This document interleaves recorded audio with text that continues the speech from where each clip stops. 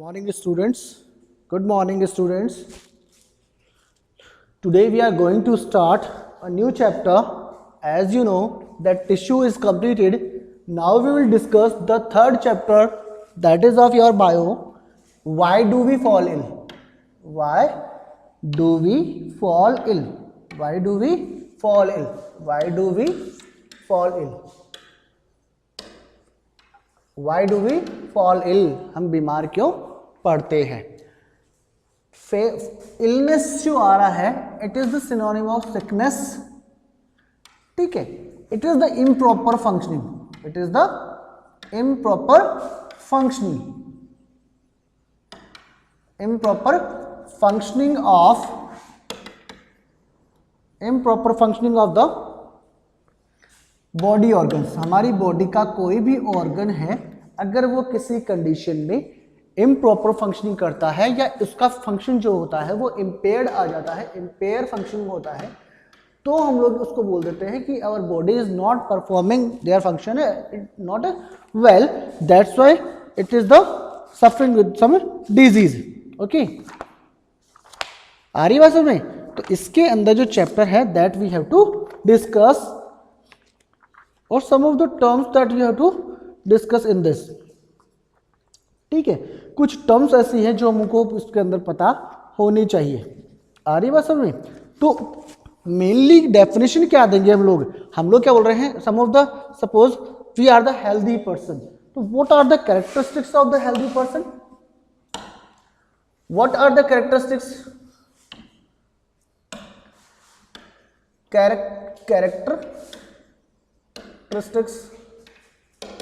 of a healthy person. एक healthy person के जो कैरेक्टर्स हैं that we have to discuss. तो उसके लिए हम लोग क्या बोलेंगे कि what are the characteristics of that person is, जिनके बेसिस पे हम लोग उसको क्या बोल सकते हैं? उसको बोल सकते हैं कि वो क्या है? एक हेल्दी पर्सन है. It is free from the sickness and disease. कोई पर्सन है, उसके अंदर कोई बीमारी नहीं है, उसके अंदर कोई डिजीज नहीं है, वो बीमार नहीं है, तो हम उसको क्या बोल सकते हैं? हेल्दी बोल सकते हैं.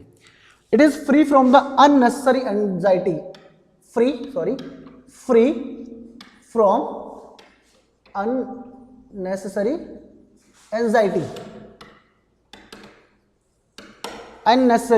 एंजाइटी. थर्ड है आपका free from the social and psychological tension. It is when the person is free from the social and psychological tensions. Free from the psychological tensions. It has the self-confidence.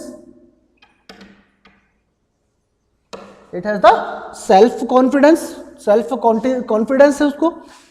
उसके बाद में है it will feeling well with the working, feeling joy in living. वो अब जैसे भी life survive कर रहा है, उसकी लिविंग के अंदर वो सेटिस्फाइड है, वो खुश है.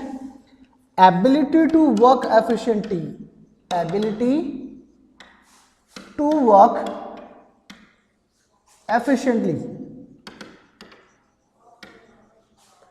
efficiently at his best. उसका अपना खुद का जितना अच्छा वो दे सकता है उतना वो वर्क करने की क्षमता रखता है.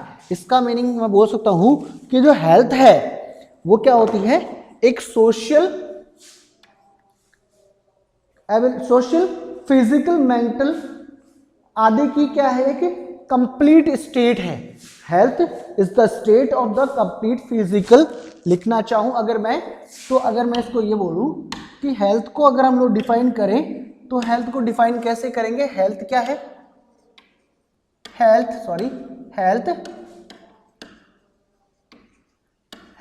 Is a complete state of, health is a state of, health क्या है आपकी?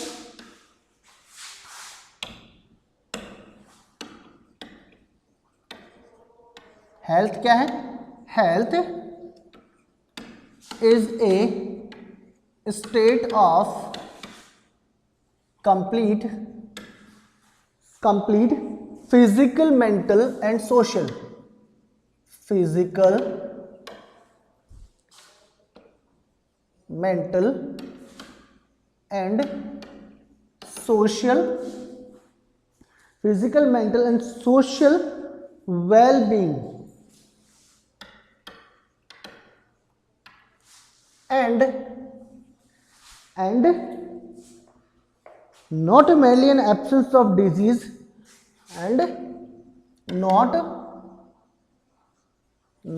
merely an absence of disease, an absence of disease,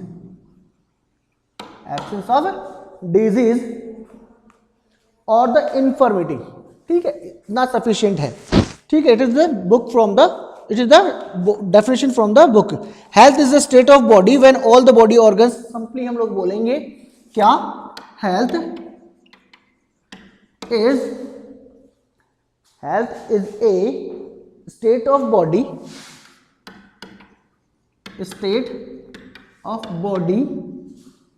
state of body when all the organs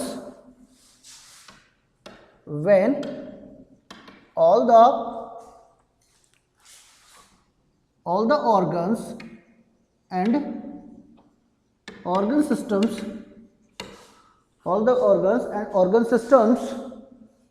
are functioning properly,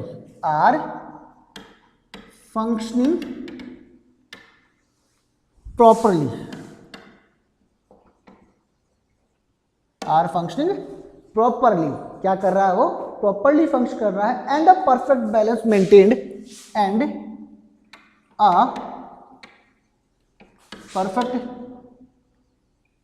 balance is maintained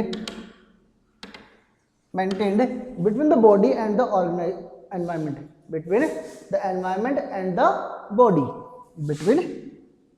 maintained between environment and the body, body और environment के अंदर देखो क्या क्या बोल रहा है वो, कि हेल्थ क्या है? हेल्थ जो है, it is the state of the body when all the body organs and organ systems are functioning properly. सारे जो बॉडी सिस्टम्स हैं वो प्रॉपरली फंक्शन कर रहे हैं। ठीक है, और इसके अंदर परफेक्ट बैलेंस बना हुआ है, कहां पर? एनवायरमेंट और बॉडी के बीच में। ठीक है, it is the theory chapter, that's why मैं इसको ऐसे रीड करा रहा हूं। ठीक है, तो हेल्थ उसको बोलेंगे कि किसी बॉडी का कोई भी सिस्टम है और कोई भी ऑर्गन्स है जो प्रॉपरली फंक्शन कर रहा है, तो उसको हम लोग बोल देंगे कि इट इज द हेल्थ। ठीक है, फिजिकल एनवायरनमेंट जो होता है वो भी हेल्थ को अफेक्ट करता है। हम लोग क्या करते हैं, अब इसको देख रहे हैं हम लोग, factor affecting the health, factor affecting health, factors affecting health. कौन कौन से फैक्टर्स हैं जो हेल्थ को अफेक्ट कर सकते हैं? First one is the physical environment, physical environment, physical environment. Second one is, इस फिजिकल एनवायरनमेंट में क्या क्या आ सकता है बेटा? इसमें आ सकता है light, temperature, rain, light, temperature, rain, natural disasters like the cyclone, earthquake. ये क्या है? आपके फिजिकल एनवायरनमेंट है। इसका मीनिंग क्या हुआ? सपोज, इसका मीनिंग हुआ कि सपोज यहां पर क्या है कि जो लाइट, जो टेम्परेचर है, लाइट और जो टेम्परेचर है, सपोज लाइट की बात करें हम लोग, someone has the impairment in the eyes for the bright light, light जो है उसकी आंखों में ज्यादा जा रही है, तो उसके अंदर से क्या हो सकता है? उसको डिजीज हो सकता है वो ऐसे डिजीज से सफर कर रहा है कि उसकी आंखों में ज्यादा रोशनी नहीं जानी चाहिए, और वहां पर ज्यादा रोशनी है तो वो डिजीज क्रिएट करेगा, उसकी आंखों में प्रॉब्लम क्रिएट करेगा। टेम्परेचर, टेम्परेचर सपोज तो टेम्परेचर जो है वो एनवायरमेंट के अंदर टेम्परेचर बहुत ज़्यादा हुआ है तो it will affect the health of the organism. किसी को लू लग सकती है, किसी को बॉडी का टेम्परेचर बहुत ज़्यादा हो सकता है तो ब्लड नोस्ट्रिल्स के थ्रू बाहर आ सकता है, क्या बोलते हैं इसको, ब्लीडिंग विद द नोज, या बोलते हैं इसको क्या बोलते हैं, नक से बोल देते हैं इसको, ठीक है। इस कंडीशन में क्या होता है, रेन जो होता है, rain it also affect the health. बारिश में कोई बंदा भीग गया है, क्या कर दिया, बारिश के अंदर वो बंदा भीग गया है, कोई पर्सन है भीग गया है तो उसकी हेल्थ पे इंपेयरमेंट पड़ सकता है। Cyclone and earthquake also damage the health. आरी बात समझ, उनसे हार्मफुल जो गैसेस निकलती है वो डैमेज कर सकती है हमारी बॉडी को। सोशल एनवायरनमेंट, थर्ड क्या है आपका, सोशल एनवायरनमेंट। नेक्स्ट फैक्टर क्या है आपका, सोशल एनवायरनमेंट। कैसे, मान लीजिए किसी पर्सन को किसी बाहर वाले ने, उसकी जॉब कंडीशन कैसी है, कौन कौन से फैक्टर्स हैं, सोशल कंडीशन कौन कौन सी आती है सोशल एनवायरनमेंट में, कौन कौन से फैक्टर्स हैं। जैसे उसने बोला जॉब कंडीशन, उसका जॉब है, उसका जॉब कंडीशन कैसा है, उसकी हाउसिंग कंडीशन कैसी है, हाउसिंग कंडीशन कैसा है, उसका फैमिली बैकग्राउंड कैसा है, फैमिली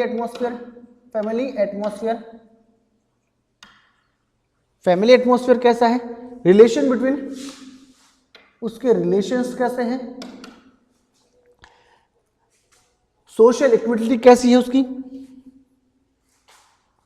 ठीक है। क्या बोल रहा है वो, उसकी जॉब सेटिस्फेक्शन है कि नहीं, पहली बात तो ये कि उसके पास अच्छी जॉब है या नहीं है, या वो सेटिस्फाइड है नहीं अपनी जॉब के लिए। अगर वो सेटिस्फाइड नहीं है तो वो हमेशा डिप्रेशन में रहेगा, और depression is also the disease. उसकी हाउसिंग कंडीशन क्या है, कि वो छोटे घर में है, बड़े घर में है, या फिर उसका हाउस जो है वो पक्का है, कच्चा है, उसको सोचकर वो डिप्रेशन में आ सकता है। तो उसके अंदर एक हेल्थ वाली प्रॉब्लम, अनहेल्थी प्रॉब्लम आ सकती है। फैमिली एटमॉस्फेयर, उसके घर में रोज फैमिली खुश है या नहीं है, या family is suffering with some problem also, all are fighting और लिविंग विद द लव, सारे बिल्कुल अच्छे से रहते हैं या नहीं रहते हैं, तो उसका भी उसके हेल्थ के ऊपर क्या पड़ता है, एक बैड इफेक्ट पड़ता है। Relationship with the neighbour and जो आसपास के लोग हैं उनसे उसका रिलेशन कैसा है, ठीक है। उसके बाद में देखोगे कम्युनिटी हेल्थ, उसके बाद में थर्ड पॉइंट जो है that is the community health. Third point क्या है आपका, कम्युनिटी हेल्थ जो है, कम्युनिटी हेल्थ का मतलब क्या है कि जो साफ बाहर की जो आसपास का समुदाय, हमारा जो आसपास के जो लोग हैं, कॉलोनी वाले जो भी है, उनके साथ में हमारा रिलेशन कैसा है, उनके साथ हम लोग पब्लिक क्लीननेस कैसी है, आसपास वाटर इकट्ठा हो रहा है, गार्बेज इकट्ठा हो रहा है, वो सारे किस में आएंगे आपके, ये आएंगे सारे आपके community health refers to the public cleanness. उसके बाद में balanced diet, one more thing is that balanced diet, कि वो अच्छा भोजन खा रहा है या नहीं खा रहा है, ये भी क्या कर रहा है, उसकी हेल्थ को अफेक्ट करता है, ठीक है। Good economic condition, next one is the good economic condition. Good economic condition का मतलब है कि उसका वेल्दी है या नहीं है, उसका पैसा कितना है। अगर पैसा अच्छा है तो उसको किसी चीज की जरूरत नहीं है, किसी भी चीज की टेंशन करने की जरूरत नहीं है, वो इजीली कोई भी चीज को क्या कर सकता है, बाय कर सकता है, परचेज कर सकता है। एक होता है पर्सनल हाइजीन, क्या होता है पर्सनल हाइजीन क्या होता है, सेल्फ की जो क्लीनलीनेस है उसकी बात हो रही है। पर्सनल हाइजीन का मतलब क्या होता है, the cleanliness, self cleanliness by developing clean habits. उसके बाद में हेल्दी हैबिट्स जो होती है वो हमको रखनी चाहिए, इसकी वजह से हम लोग ये बोल सकते हैं कि हमारी हेल्थ अच्छी होगी। लेकिन हम लोग क्या कर रहे हैं, प्रॉब्लम क्या है कि हम लोग पढ़ क्या रहे हैं, हम लोग पढ़ रहे हैं डिजीज पॉइंट। क्या पढ़ रहे हैं, why do we fall ill, इतना कुछ होने के बाद भी we are suffering with the disease, ठीक है। Disease is the condition of the body. Disease क्या है, एक कंडीशन है that prevents the proper functioning of the body. क्या है, the condition the condition of not which prevents the proper functioning of the body organs and systems। ठीक है, body के systems और जो बॉडी के टिश्यूज ऑर्गन्स वगैरह हैं उनको क्या करता है, उनकी फंक्शनिंग को क्या करता है, इंपेयर करता है। क्या करता है, इंपेयर करता है, खराब कर देता है। उसको क्या बोलते हैं हम लोग, डिजीज। उसको क्या बोल देते हैं हम लोग, डिजीज। आ रही है बात समझ में? देखो क्या होता है, एक तो होता है आपका डिजीज और एक होता है हेल्थ। एक तो होता है आपका हेल्दी पर्सन और एक आपका होता है डिजीज फ्री। क्या होता है, डिजीज फ्री। डिजीज फ्री जो पोर्शन है उसमें देखो क्या है, जो हेल्दी पर्सन है उसकी बॉडी फंक्शनिंग क्या होती है, नॉर्मल होती है। क्या होती है, नॉर्मल फंक्शनिंग वो करता है। और यहां पर डिजीज फ्री उसकी फंक्शनिंग कैसी होती है बेटा, इंपेयर्ड फंक्शनिंग होती है। इंपेयर्ड फंक्शनिंग होती है। क्यों, बिकॉज बिफोर सम टाइम हम लोग डिजीज से फ्री बता रहे हैं उसको, तो फ्री तो क्या है, मतलब उसके अंदर डिजीज था, तो उसके जो माइक्रोब्स वगैरह है, उसका जो कंटेमिनेशन है, they may be found in the body, उसकी बॉडी के अंदर हो सकता है। तो दे अफेक्टेड दैट रिएक्शन, जो भी उसके अंदर एक्टिविटी हो रही है उसको अफेक्ट किया उसने, इसलिए उसको क्या बोल दिया हम लोगों ने, impaired functioning. Level of the consideration, कहां तक ये फैल सकता है, at the society and the community level. ये क्या होता है, सोसाइटी लेवल पे भी हो सकता है और कम्युनिटी लेवल पे भी हो सकता है। और ये जो डिजीज फ्री है वो इंडिविजुअल लेवल पे होता है। इंडिविजुअल कितना होता है, ये इंडिविजुअल लेवल पे होता है। क्या होता है, ये इंडिविजुअल लेवल पे होता है। अब हम लोगों का डिजीज पढ़ लिया, तो टाइप्स ऑफ डिजीज हम लोग और देख लेते हैं। क्या है, types of disease.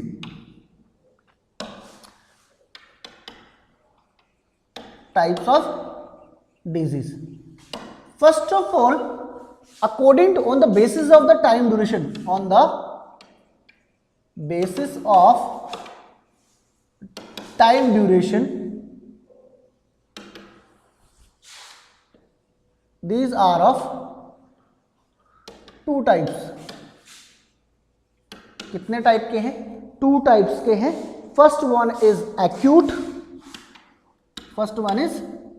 acute, and second one is chronic।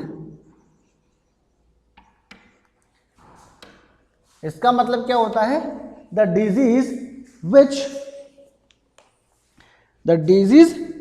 these that occur very rapidly but last for a acute disease। क्या होंगे, these are the disease which occurs rapidly but last for only short period।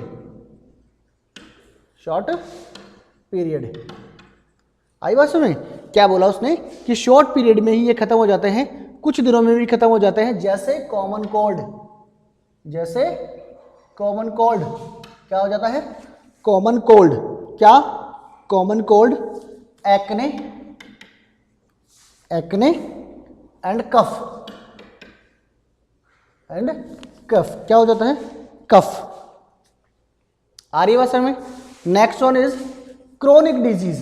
अब just इसकी definition देखो क्या है, इसकी definition में क्या आएगा, last for a longer time. समझ रहे हैं, इसमें क्या हो जाएगा, these last for longer time, maybe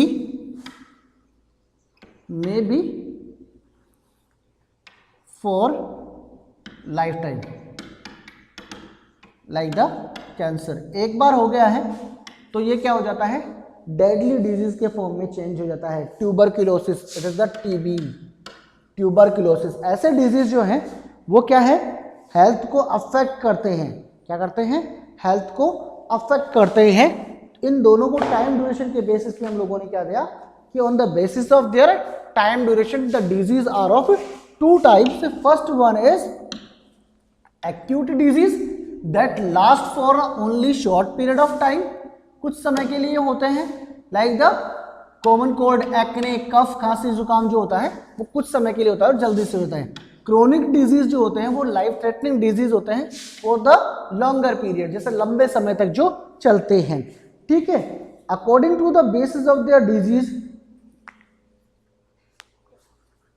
क्या बोला हम लोगों ने कि कोई डिजीज जो है वो या तो माइक्रो ऑर्गेनिज्म से हो सकता है या फिर हो सकता है नॉन इन्फेक्शियस एजेंट से, कोई केमिकल वगैरह से हो जाए, तो हम लोग उनको दो तरीके से डिफाइन कर सकते हैं. That is the non infectious and infectious disease. क्या कर सकते हैं, डिजीज का टाइप है, कैसे,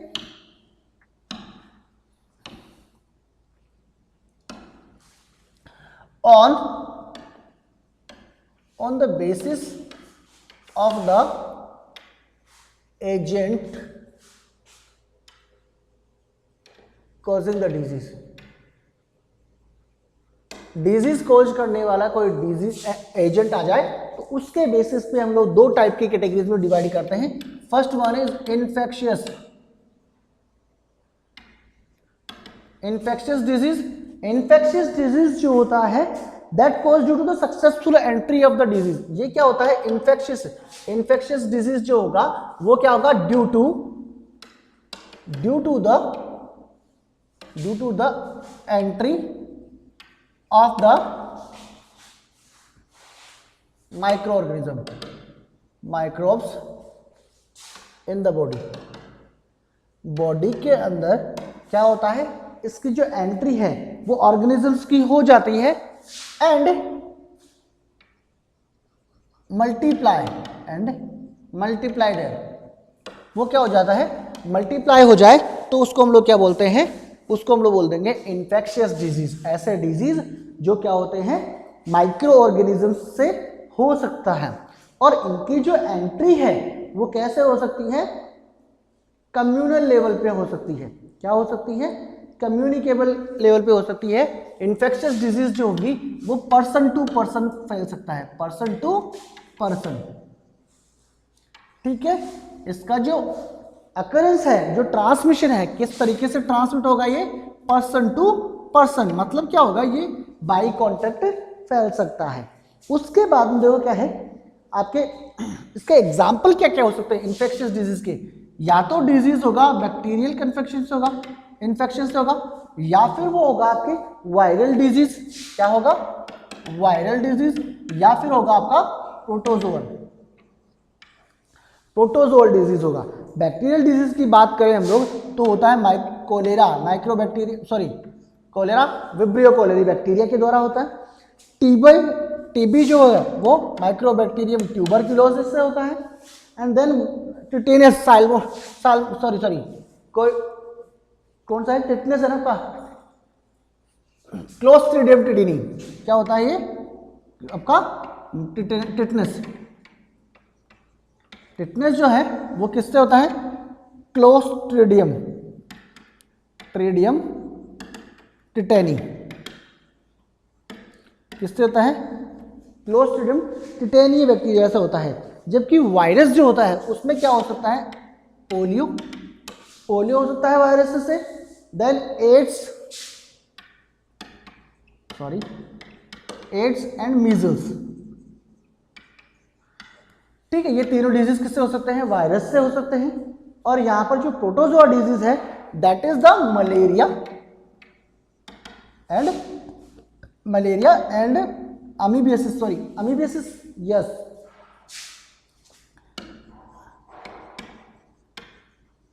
अमीबियासिस, ये डिजीज यहां पर हो सकते हैं.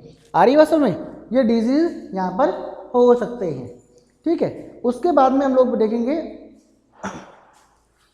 इन्फेक्शियस डिजीज हो गया. नॉन इन्फेक्शियस डिजीज और देख लेते हैं हम लोग फटाफट. नॉन इन्फेक्शियस डिजीज जो है उसको भी देखते हैं. नॉन इन्फेक्शियस का मतलब क्या हुआ, नॉन इन्फेक्शियस डिजीज जो क्या होते हैं, कम्युनिकेबल लेवल पे नहीं होते हैं. क्या होते हैं, दीज आर नॉन कम्युनिकेबल